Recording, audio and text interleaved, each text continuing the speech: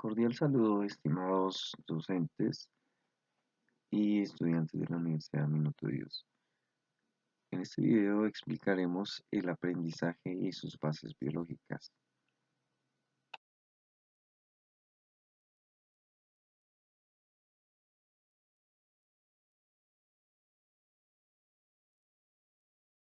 Hablaremos del libro Teorías del Aprendizaje de Chong, específicamente del capítulo 2, Neurociencia del Aprendizaje.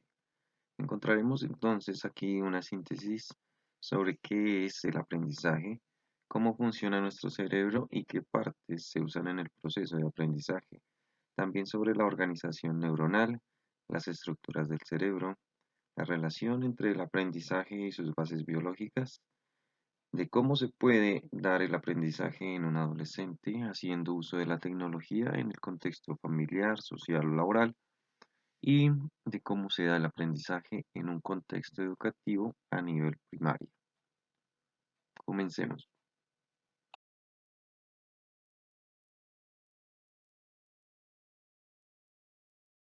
La neurociencia del aprendizaje es la ciencia sobre la relación que existe entre el sistema nervioso, el aprendizaje y la conducta. Para comprender mejor esta relación, vamos a definir primero qué es el aprendizaje.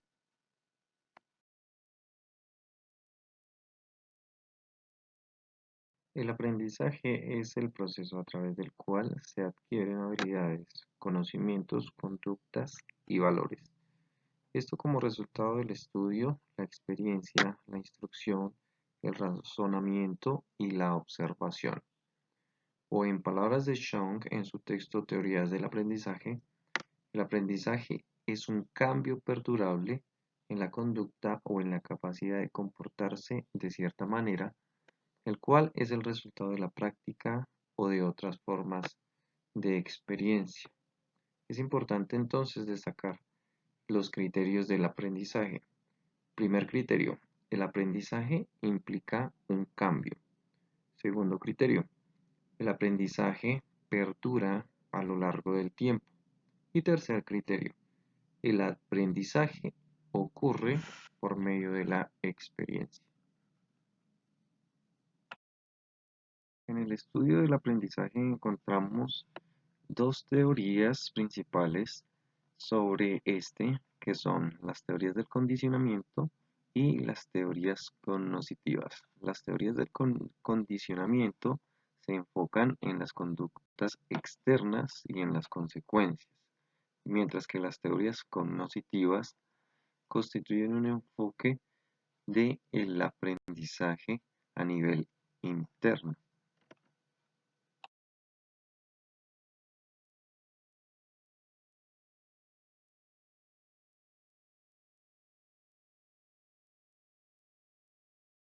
Este capítulo 2, Neurociencia del Aprendizaje de Chong, se enfoca en el sistema nervioso central, el SNC, que está compuesto por el cerebro y la médula espinal, pero la mayor parte del capítulo se refiere a las funciones del cerebro. El sistema nervioso central es el mecanismo del cuerpo para el control de la conducta voluntaria, por ejemplo, el pensamiento y el comportamiento. Además tenemos el sistema nervioso autónomo, el SNA, que regula las actividades involuntarias como las que se involucran en la digestión, la respiración y la circulación de la sangre. Estos sistemas no son completamente independientes, debemos aclararlo. Por ejemplo, las personas podemos aprender a controlar la frecuencia cardíaca, lo que significa que estaríamos manejando de una manera voluntaria una actividad involuntaria. Como habíamos mencionado anteriormente, uno de los componentes del sistema nervioso central es el cerebro.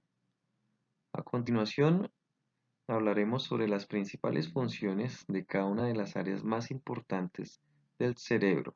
Estas áreas las encontramos en la imagen. Corteza cerebral. Procesa la información sensorial, regula varias funciones del aprendizaje y de la memoria. Tenemos también la formación reticular, la que controla funciones corporales como la respiración y la presión sanguínea. Tenemos también el cerebelo, que es el que regula el equilibrio corporal, la postura, el control muscular, el movimiento o también la adquisición de habilidades motoras. El tálamo envía la información de los sentidos a la corteza cerebral. El hipotálamo es el que controla las funciones corporales como la temperatura, el sueño y el hambre. Además, incrementa la frecuencia cardíaca y respiratoria durante situaciones de estrés. La amígdala controla las emociones y la agresividad. Evalúa el nivel de peligrosidad de la información sensorial. El hipocampo mantiene la memoria del pasado inmediato y la memoria del trabajo. Establece la información en la memoria a largo plazo. El cuerpo calloso conecta los hemisferios derecho e izquierdo. El lóbulo occipital procesa la información visual. El lóbulo parietal procesa la información táctil, determina la posición del cuerpo, integra la información visual.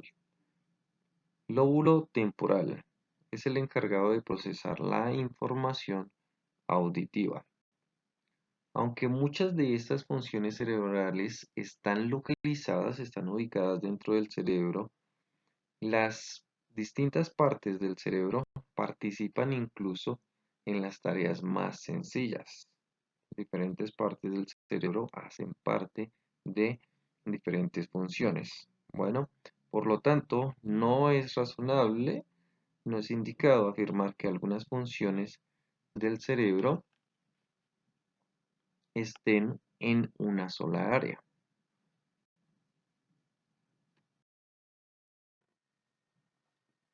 Para que las principales áreas del cerebro cumplan con sus funciones, el sistema nervioso central está compuesto por miles de millones de células en el cerebro y en la médula espinal. Estas células son de dos tipos, las neuronas y las células gliales. Hablemos sobre las neuronas. El cerebro y la médula espinal contienen alrededor de 100.000 millones de neuronas que envían y reciben información a lo largo de los músculos y órganos. Las neuronas difieren de otras células corporales en dos aspectos importantes. La mayoría de las células del cuerpo se regeneran. Esto no ocurre con las neuronas. Estas no se regeneran de igual manera. Las células del cerebro y de la médula espinal que se destruyen cuando se presenta una embolia, una enfermedad o un accidente podrían perderse para siempre. Las neuronas también difieren de otras células del cuerpo debido a que se comunican entre sí por medio de señales eléctricas y reacciones químicas. Por lo tanto, su organización es distinta a las de otras células corporales. Ahora hablemos de las células gliales. Este es el segundo tipo de células que encontramos en el sistema nervioso central. Estas son mucho más numerosas que las neuronas y pueden considerarse como células de soporte, ya que apoyan las funciones de las neuronas. Las células gliales no transmiten señales como las neuronas, pero ayudan en el proceso.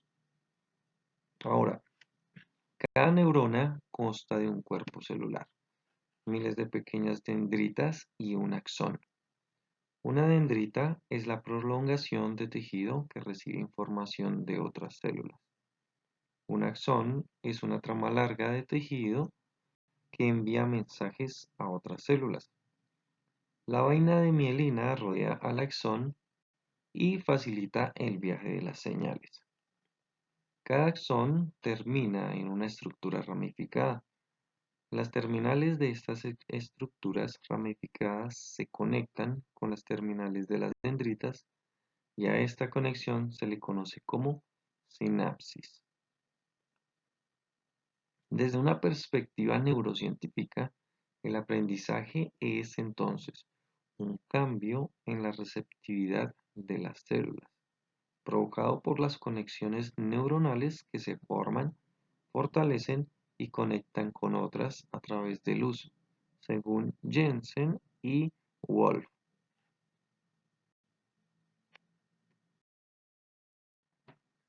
Son numerosas las relaciones que encontramos entre el aprendizaje y sus bases biológicas. En este video mencionaremos algunas de ellas.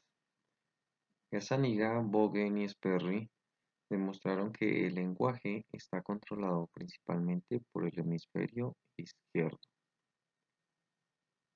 Además, el pensamiento analítico, al parecer, se localiza en el hemisferio izquierdo, mientras que el procesamiento espacial, auditivo, emocional y artístico ocurre en el hemisferio derecho.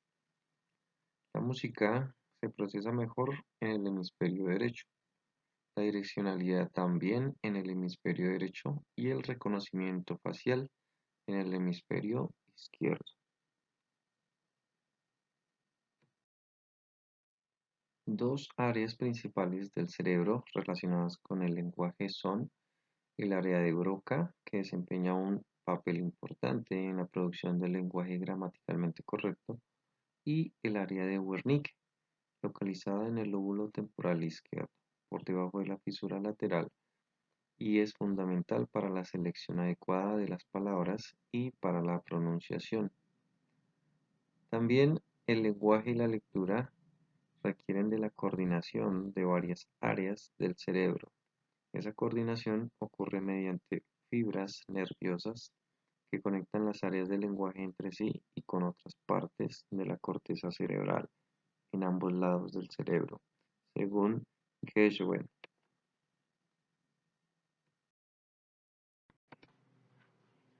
También encontramos relaciones entre el aprendizaje y los sentidos.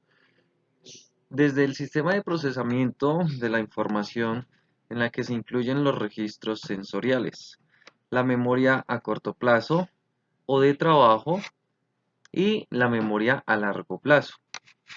Los registros sensoriales reciben información y la mantienen durante una fracción de segundo, después de lo cual la información se descarta o se envía a la memoria de trabajo.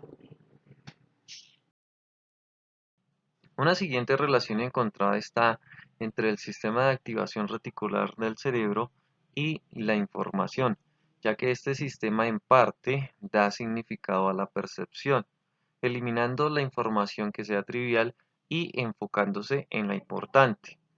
La información de la memoria de trabajo se pierde en pocos segundos, a menos que se repita o se transfiera a la memoria a largo plazo. Para retener la información debe haber una señal neurológica que indique hacerlo, es decir, la información debe considerarse importante y necesaria. De esta manera, con la presentación repetida de estímulos o información, las redes nerviosas pueden volverse tan fuertes que las respuestas neuronales se dan con gran rapidez. Desde la perspectiva de la neurociencia cognitiva, aprender implica formar y fortalecer conexiones y redes nerviosas, también llamadas conexiones sinápticas.